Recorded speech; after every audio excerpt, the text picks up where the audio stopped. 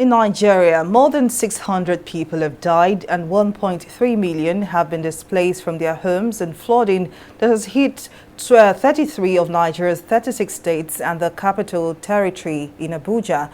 The Ministry of Humanitarian Affairs and Disaster Management has also disclosed that more than 108,000 hectares of farmland have been submerged and critical infrastructure such as roads have been destroyed, while state governors of some of the affected states such as Kogi, Bayelsa and Anambra have called on both local and international bodies for help. Flooding has sadly become a recurring situation in the country.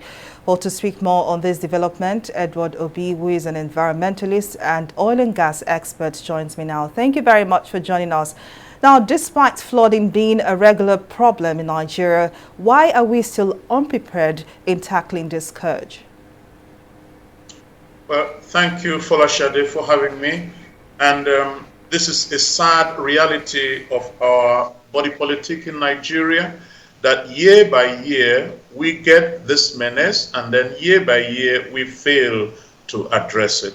This year is an entire disaster and embarrassment to our country. Now, let me take you back a little bit to 2012.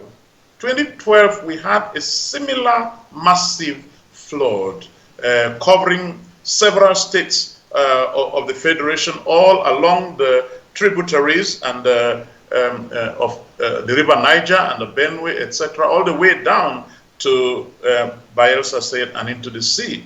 And we cried out as civil society to the government and asked the government to immediately take steps to redress this situation, to address it and redress those that have been affected.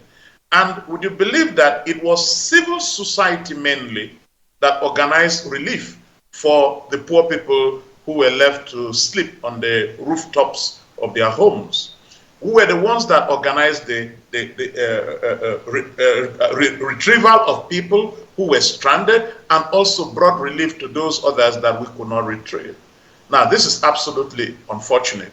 The environmental question is central to this yearly flooding in Nigeria. People have blocked channelways. The natural channels of the waters have become silted and shallow. So the volume of water that ordinarily would be contained in these channels is not being contained there. As a result, water will always find its level, and it's finding its level into human habitation, as we see already in the pictures that you are showing. Now, we have a meteorological society in this country and an agency of government dedicated to all of this activity. There is also NEMA, and in every state there are similar outfits that should rise up to the occasion, mobilize, go out and rescue people who are being trapped. But look at what we are hearing. So many people have lost their lives. Apart from that, critical infrastructure and human habitation, houses, roads. Indeed, I'm in Abuja today, and for the last week or more, we have had fuel shortages here. Critical shortages because tankers were not able to make their way up to the nation's capital. Now, this will occur again. I can almost forecast that it will occur again next year and the year after, unless the amount of money that was dedicated to building the Kiri Dam or expanding it in Adamawa State is actually utilized. I have good information from an honorable member of the House from that state. Over the several years, budgets have been made and monies have been expended for this project, but nothing is there to show.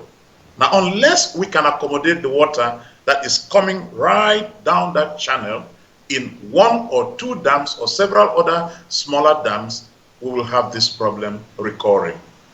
Now, just as you've said that we have some agencies of government who are responsible for situations like this, and just as you've said, monies have been budgeted to ensure that flooding doesn't become a yearly occurrence. Now, what do we hold responsible, basically, because this happens year after year?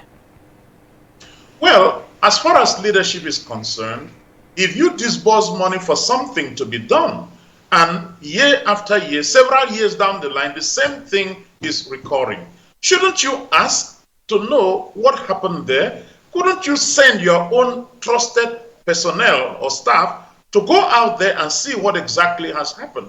But we are living in a country where it seems to me that the leadership of the day has abdicated and they are not following up on anything, and especially that dam that is the main reason why we have so much flood.